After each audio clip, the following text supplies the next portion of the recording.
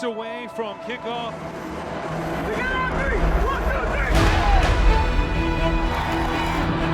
Mario into the final third. He'll work from the left side. Finds Vesca, trying to backheel it in frame, and Nuhu is there.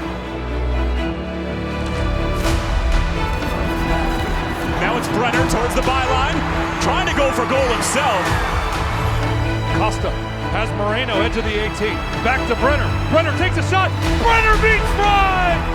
Cincinnati's on the board 1-0!